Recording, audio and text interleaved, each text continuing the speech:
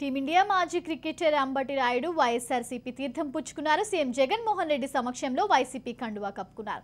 ఈ కార్యక్రమంలో deputy CM Narayanaswamy, MP Mithun Reddy పాల్గొన్నారు. అంబటి రాయుడు వైసీపీలో చేరడం చాలా కాలం క్రితమే ఖరారైంది. గతంలోనూ పలుమార్లు సీఎం జగన్తో మంతనాలు జరిపారు. ఆయన పోటీ చేయబోతున్నారంటూ పలు నియోజకవర్గాల పేర్లు కూడా చక్కర్లు కొట్టాయి.